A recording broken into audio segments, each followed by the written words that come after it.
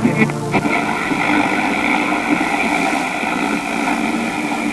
one intervened on behalf of...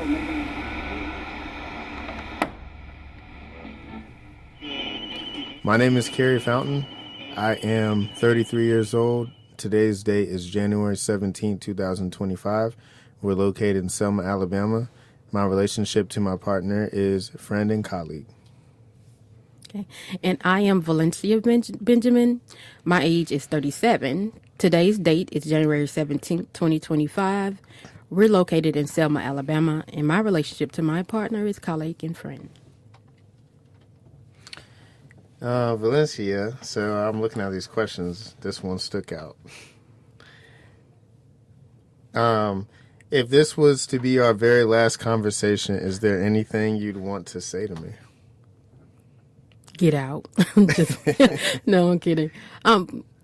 I would say, how was the music? How was the art? Mm-hmm. And the only reason I would pick that is because I know how art impacts artists on a spiritual level, on a, it seeps into every part of our lives. So if you're serious about art and you're serious about how sound impacts you, like even to make a record or to make an album is not only taxing, it's joyful. So yeah, that's why I would pick that question. Do you think legacy is important, like in life, as a goal for the importance of life? For legacy? Sure.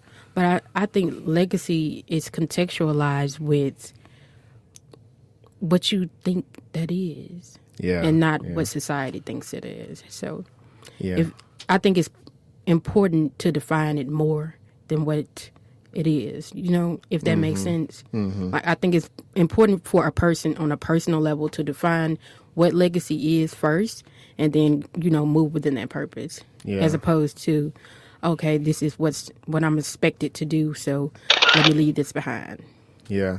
I've always thought, like, legacy was important, or at least, like, my number one thing in life, like, when it comes to family.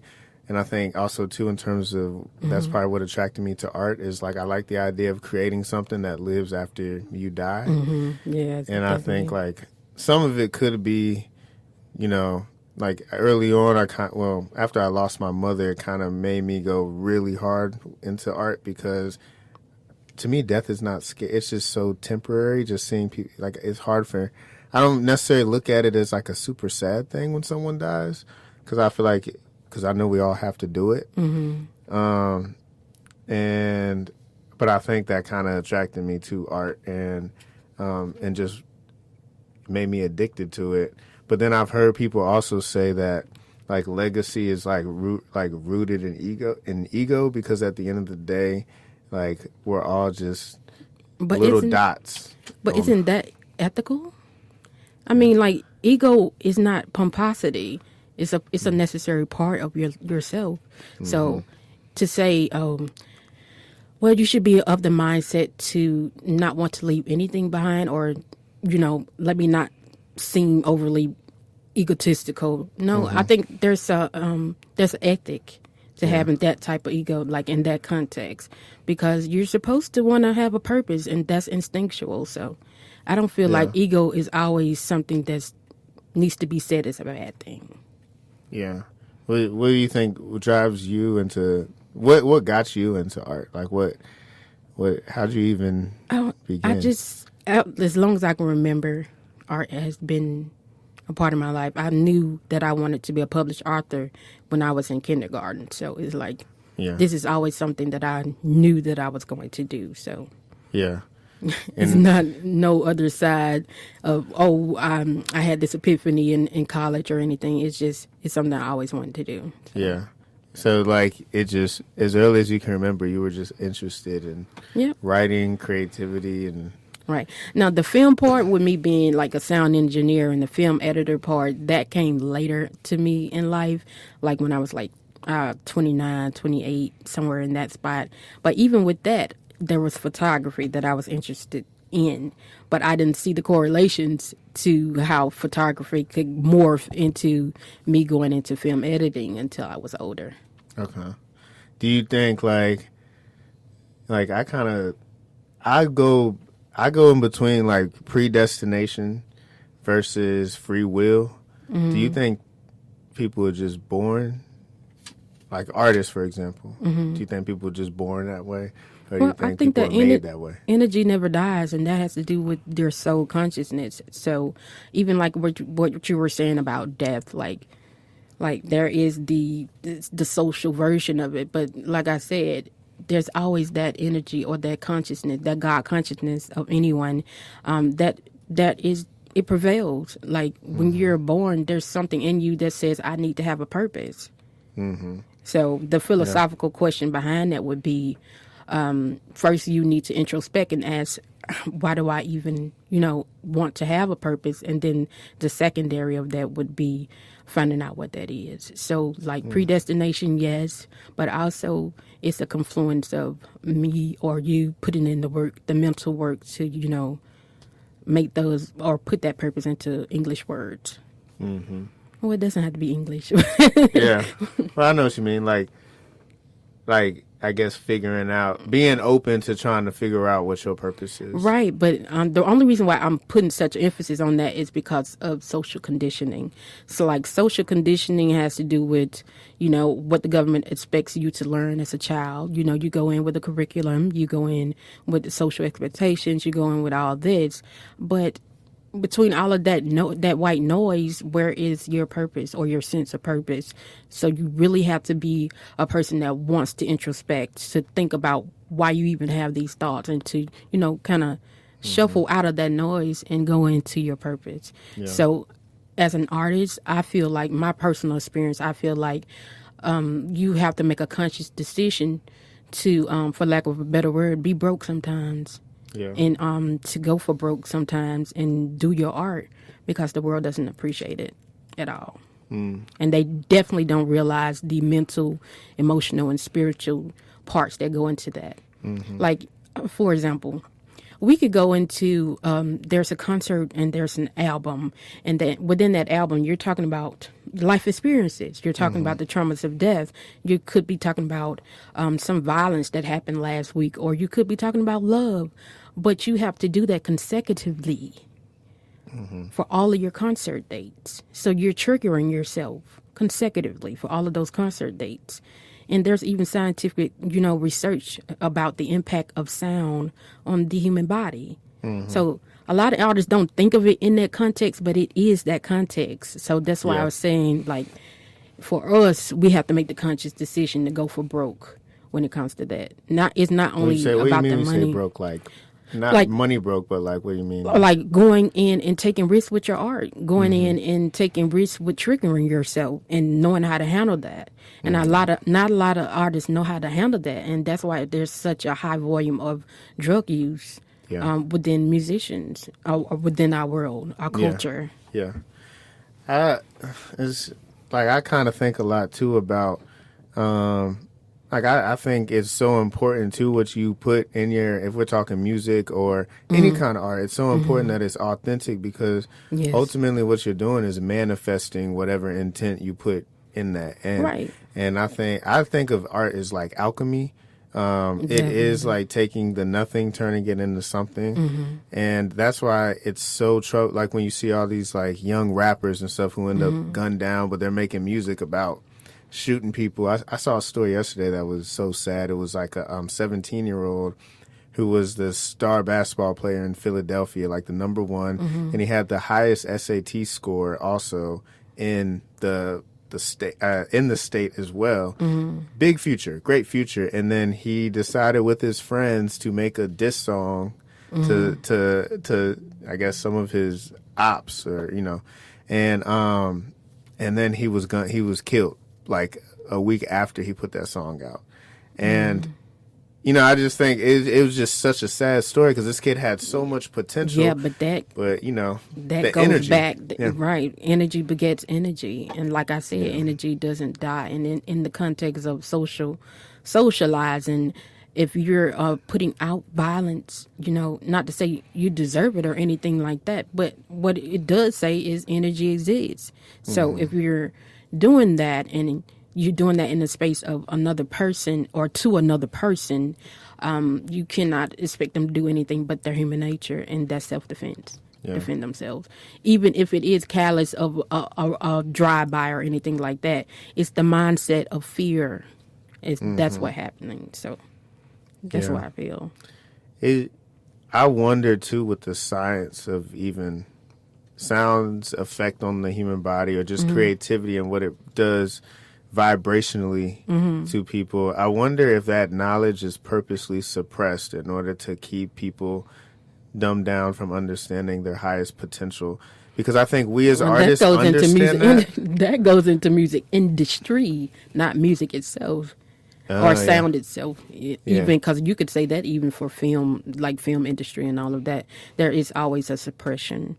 Like you can ask any film editor or filmmaker or film director how much of their movie got cut due to the board or whoever going in and saying, "Oh, this is not what the masses want to hear. We don't feel we can make enough money off of that. So let's, strip this part, cut that part, and keep that part." And when it comes all together, it's all a bra and a gun type of noise that's going on in the film.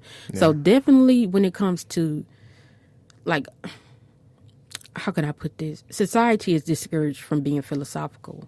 And philosophy has everything to do with Gnosticism. Gnosticism has everything to do with art. So, like, true art is very suppressed, I feel.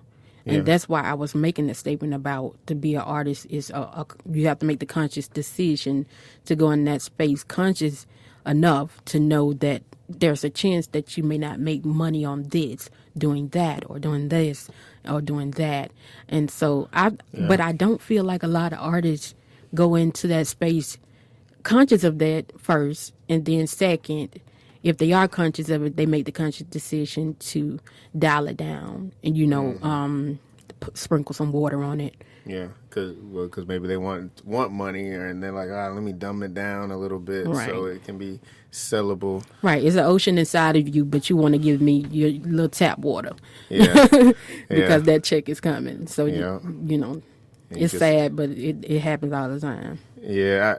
Do you think the artist is crazy, or the world is crazy and the artist is it the same person? I think artists in art is a reflection of society. Like, if you look at what we just talked about, or you look at the context or the tone of like artistry across the board, you see a reflection of society. You look at that, and then you look at politics, and then you look at, I don't know, like some podcasts are live on Facebook. Like all of this stuff is a reflection of itself. Because we all live here, so it's like,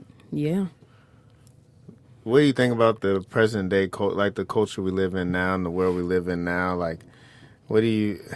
Oh my God! Well, the world we live in now is heading towards, I don't know, AI people. I don't know about these folks. AI is interesting. AI.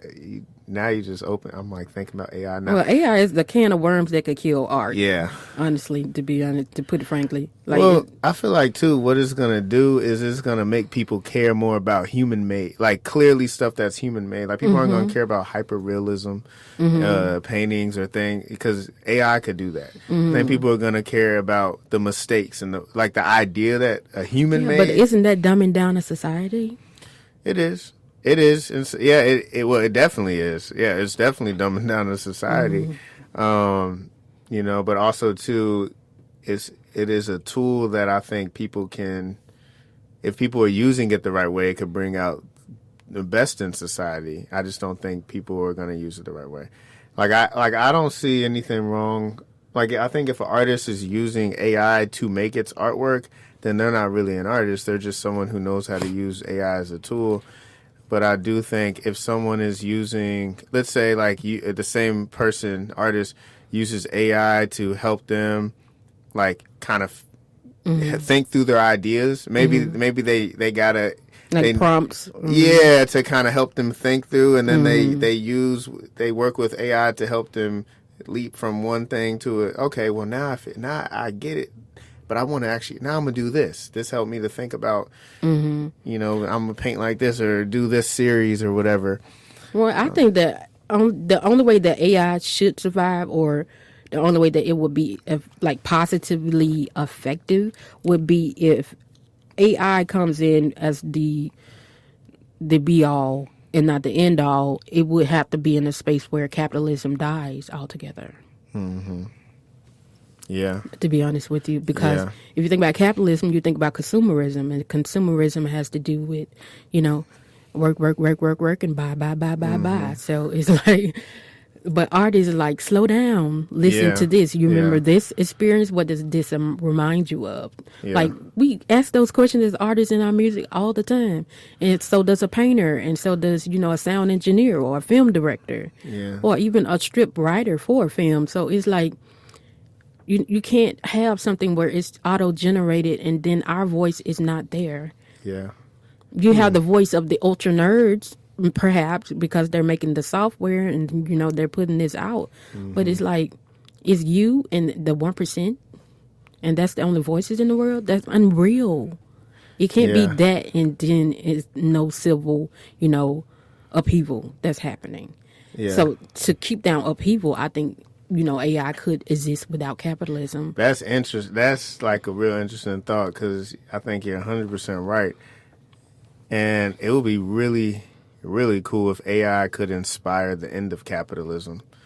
Because one thing that concerns me with AI, it could, because guess what? People, like, the value of the digital is high. Yeah. So that could be used in a positive way, and that positive way could be to end capitalism, because, I've seen individuals, like a gamer could value the coins that they get on a game more than they do the money, because guess what? They spending their last money to get whatever coins they need to pass whatever level. But, to kind of turn that into a space of, they even have Bitcoin happening and things of that nature. I feel like if you could do an innovative way to do trade or barter, like a barter system that's modernized in a way where money is not so in everyone's face all the time, and it's something that's digital like the rest of the world, like the rest of the world is already there, so you might as well put money there too.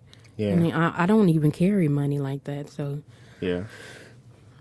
Was it just like you're talking physical cash, or? Yeah, physical cash, even the card. Like, you do need like government sanctions and things like that. Like when you want to have your children go to college, or life insurance, or you want to be buried respectfully when you do get buried, things like that could be government or governmentally sanctioned.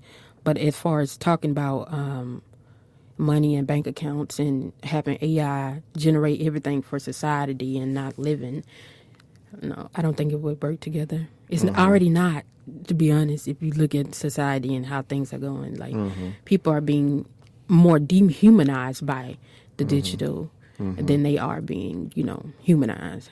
Yeah. You got people making avatars that look like them. Not to say that's a bad thing, but it's like, it's a bad thing if you're on social media all the time and you're always using that avatar that looks like you. Yeah. Like, it comes to a point where the human brain is like, is that me? It's crazy you brought avatar. I've suggested it. We had a meeting last week, or early this week, and we were talking about for the tours for Miss Bland, and I was suggesting that, hey, we should make like a realistic avatar of Miss Bland, so 100 years from now, she could be speaking Chinese. But but that's a hologram though. You want? Are you saying like moving? No. It'd be like a video clip or something. But like how you can make the video clip would look just like her and would have her same voice, but it could be speaking any language or anything. That's not bad, because what I was saying is more like on a personal context of like a person going on social media and using their avatar all the time, or even having it as their profile picture. Like the AI influencers they have now. Things like that. Yeah. Like, it's terrible. And they even lie. And I've heard of people like programming the avatars, or not avatars, like some AI generated system to, do racial epithets in comment sections to, I don't know, test the results. I don't know what reason they would do it, but it's happening. Yeah. So that's why I was talking about the negative front of it. But as far as something like in the context of preserving history, that's something totally different. Yeah. Because museums really have been doing that, like with dinosaurs and things like that. They were doing that in the 90s. So, What do you think is really real? Especially now with AI, we live in a world where, everything is artificial. I've lately my latest thing is food, and what's really real is alchemy. Growing food yourself. Just all the chemicals in food now, like even everything we eat to, AI and social media. We don't even know what's real on the news or the headlines. People are really just almost walking characters of who they're influenced by on social media, or who they think they're supposed to be because what they seen someone do. That's when you do critical assessment of words, and like really just study those words, and not even just those words, but study the action of the people that you can see.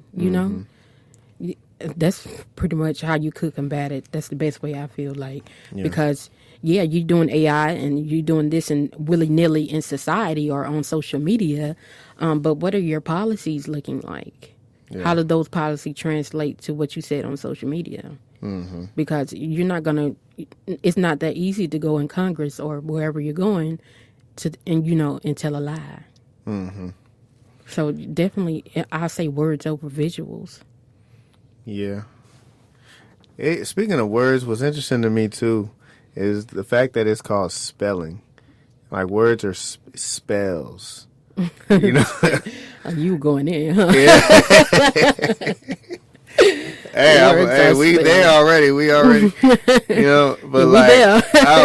but someone told me that some years ago, and it completely blew my mind, and still to this day. Yeah, but that goes directly into what I was telling you about the effects of sound. Yeah. Yes, we use our words differently when we put them in different contexts, but it all leads back to the science of sound when it comes to the vibrations of your body and what impact other sounds outside of your body have on your body. So it's like, words are spells. Yeah, and that's because even times I'll be in situations where I don't understand the language people are speaking, I still can understand enough to, like, you can pick up on the delivery and the tone. Right, exactly. But that comes back to you being an artist, because the importance of delivery. When you're on the mic, you know how to make that crowd feel you. So it's like, that translates into society as well. So, yeah. I watched the whole French movie. I didn't understand the word. There were no subtitles. Yeah. But I was like, you can learn a lot from just looking at expressions and, seeing how people move. Yeah. But that's human behaviorism. Yeah. Yeah, and the way people move and the way people respond to what's being said. Exactly. And I think they say language is only 10% of language communication. Most is body language and. Yeah, because most people don't have listening skills. That's why I think that saying came about. Yeah. Like, listening skills, I think, is very low on priority lists. Like, in modern societies, because of the digital thing, but and with us being into music, like, you have to learn how to listen. Like, it's an art. Like, and I tell people all the time, you're hearing me, you ain't listening. Because I'll stop talking if I feel like someone's not listening to me. Because I don't like to just talk for no reason. Exactly. And I'll tell sometimes my family, because I'll say this to them and they think I'm just being a jerk or whatever, but I'll just stop talking mid-sentence because I'll be like, you're hearing me, you're not listening to me. And then they be like, "What?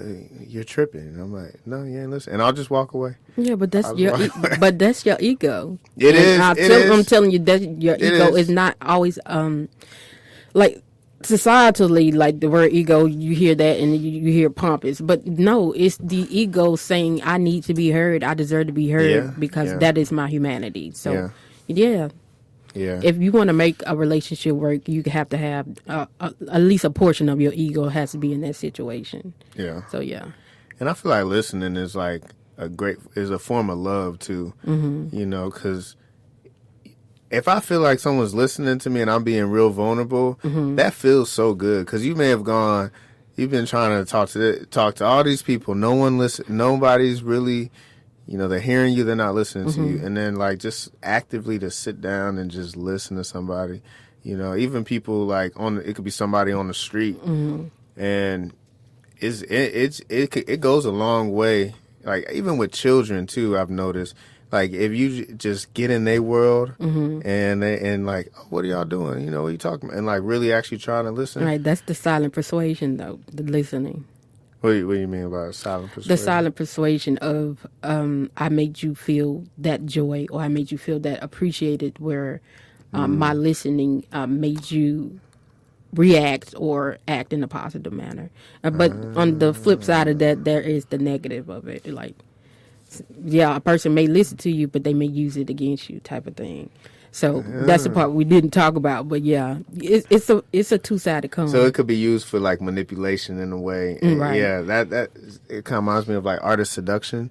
Have you read that book or heard about that book? I heard about it, but I definitely haven't read it. It's been so long since I read it, but they talk a lot about the different ways. Well, they talk about seduction, but like everyone's seducing. Are you talking about like Kama Sutra seduction? No, not like sexual. I mean, you could, I guess, use it like romantic or whatever. Okay. But even in like business, that's seduction. Okay. In the different ways. Political seduction. Society. Okay. Because you think about any kind of communication, someone is either seduced, especially in persuasion or business. You're trying to like seduce someone in a way to understand what you're saying. It doesn't even have to be like you trying to get money or something out of them. It could just be like you have an idea and you're trying to make the room understand your idea. So there, it kind of talks about some of that. And when you said that, it kind of made me think deeper about like listening and just the ways we communicate and how that can be used in bad ways and also good ways too. That has to do with emotional intelligence levels in society. That has to do with that. So like if emotional intelligence is heightened in a society, listening skills will automatically come with it. So it's like you're more progressive when you're more in tune with your communities. Yeah. And that's why we do community engagement, and that's why we do other things as artists, because engagement is impactful. So definitely, there's art to it. Well, I'm just looking at these questions, too, because I know we got 5 minutes, but how would you like to be remembered? I'm really curious what you got to say on that. And also, if you have any regrets. As an alchemist of words. So what would you want your loved ones definitely to the word say? artist, but like alchemist of words would be more, direct. What would be like the biggest compliment after like you're gone, like that someone could say about your life and the life you live? Someone who knew you. I heard you, or I read your words and I understood. Yeah.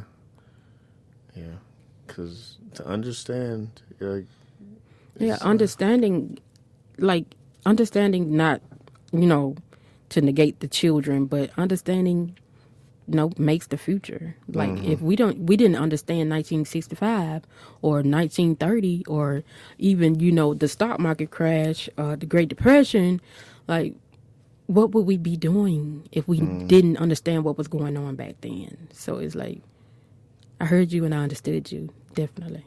Yeah.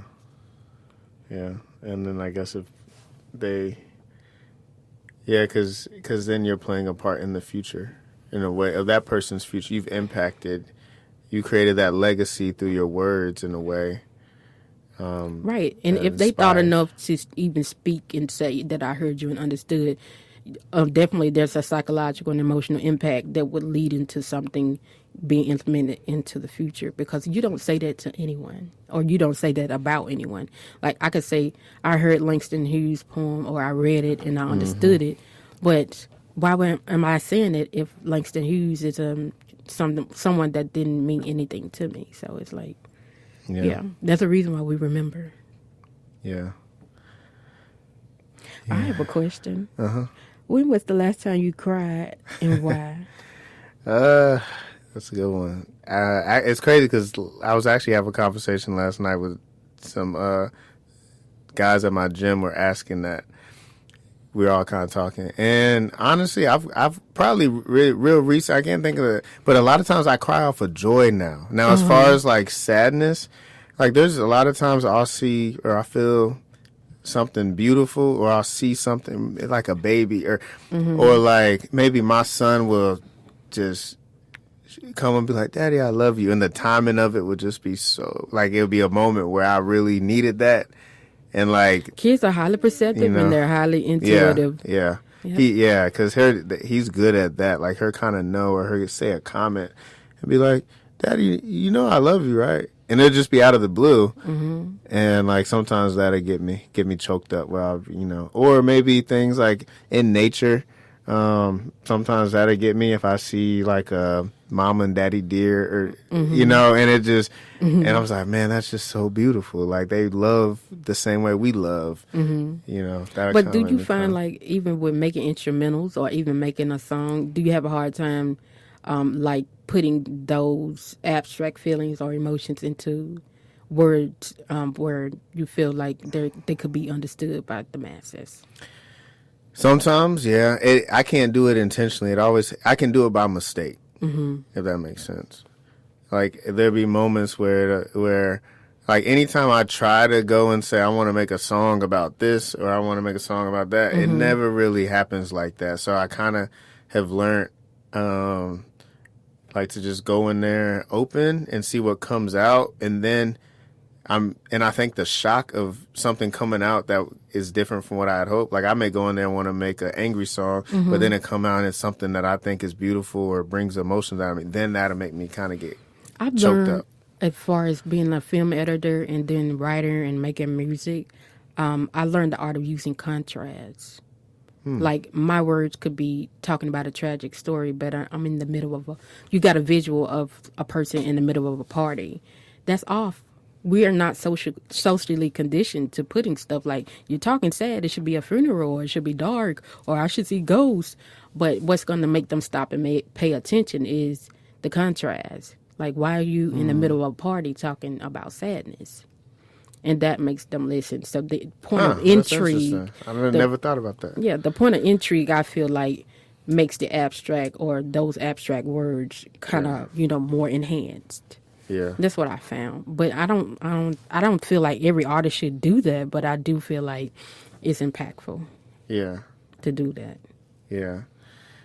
That's interesting because and now that you say that, I can recall like watching, like, films I've watched. Like recently I just finished a series on Netflix, and they do that. They like I've seen that. Like I guess that's why those moments kind of stand out. But it's also just interesting how it just shows the connection between all of art. Like. Yeah. And like, because you're thinking of strategies through film or through poetry or through music in order to get your message across. Even with sound, you could use contrast. Like, I could be talking about a love story, but I have used sounds that you may have heard in like John Hitchcock movie of like a horror movie or something. Like, is this a scary? No, it feels like that when you're falling in love and you don't want to though. So it's like kind of enhancing that makes individuals pay attention to the symbolism within the film. That explains your music too, because it's a lot of energy in it and a lot of emotion, but also too there's times where even the songs that seem I guess the beat or the sound may be more like upbeat. Like there's a piece, like you could still.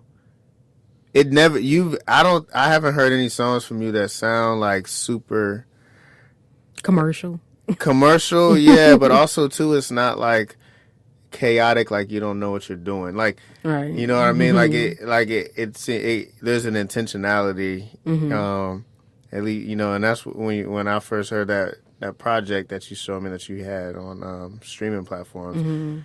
I was like, wow, because your range is also impressive too, because you can like rap, like really rap, and then like sing, like to a point. I'm sure you could probably go to you could sing in a church if you wanted to, or you could rap in a cipher And I just think it's really dope how you. That's cool.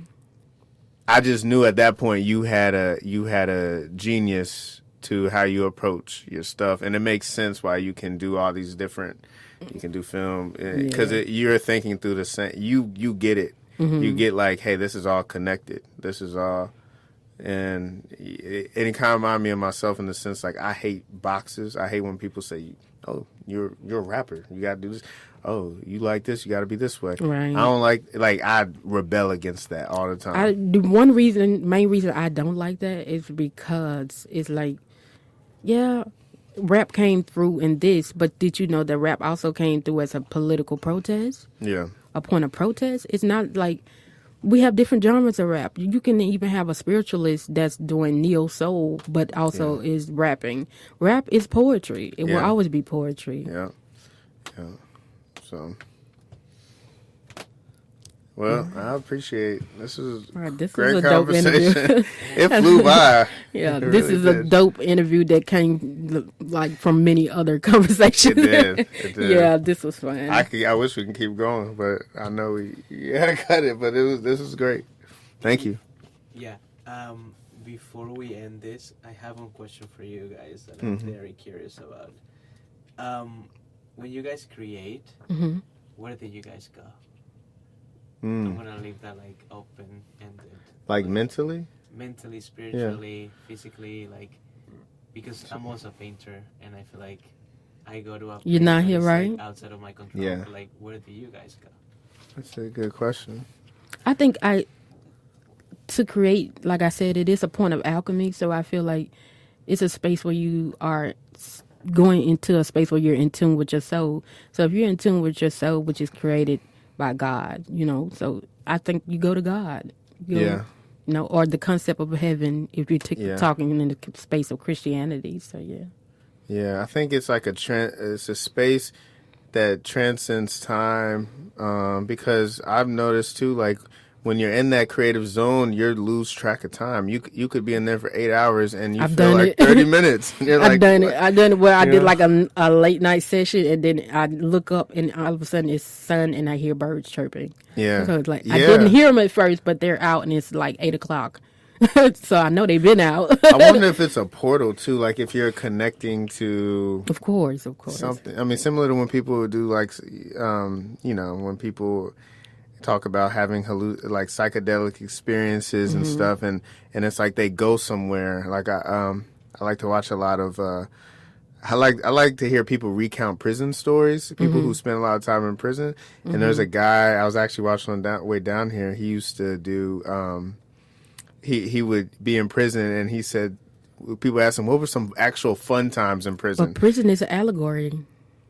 What do you mean? Like it's a place where you're in this space of a cave, but you also have your social condition and the violence, but you also in a space where I have to sit down and introspect and really find me something to do, because there's no corner that I can go to. I can't go to no party.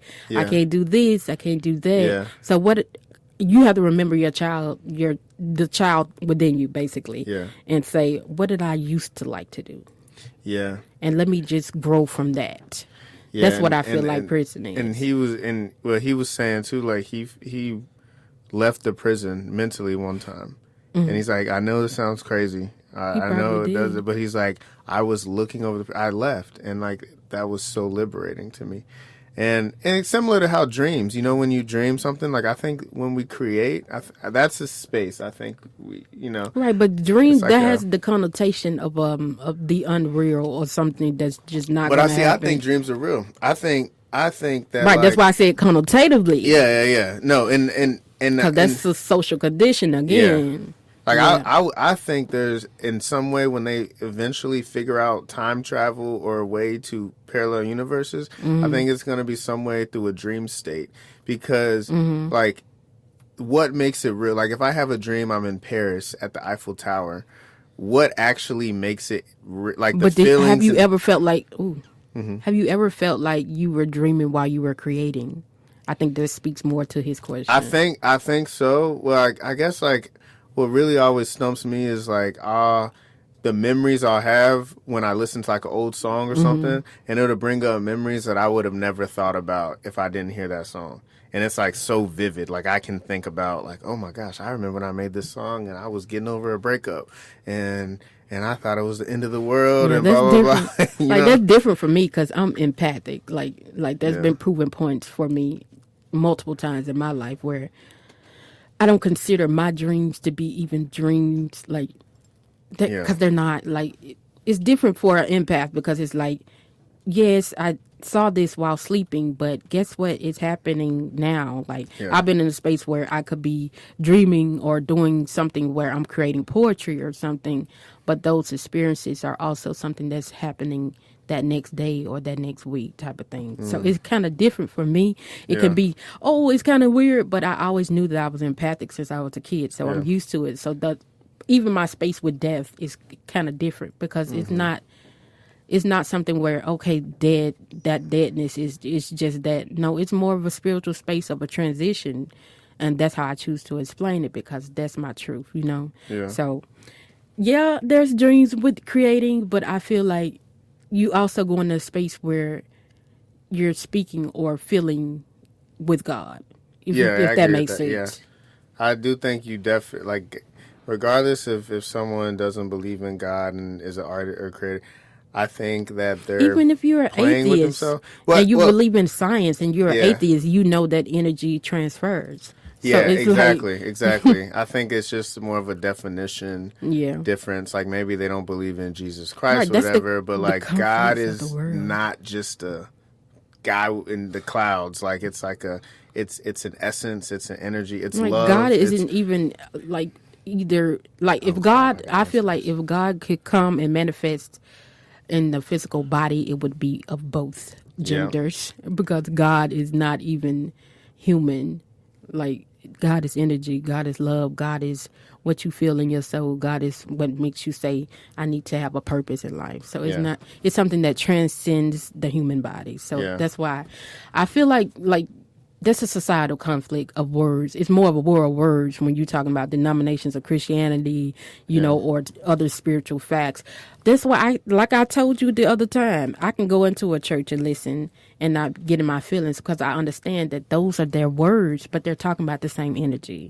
It's the same I God. agree. I'm with you. Yeah. Well, I love how we ended on God too. It always does. Yeah. I'm good. I'm getting a phone call. I have to call this number back. Okay.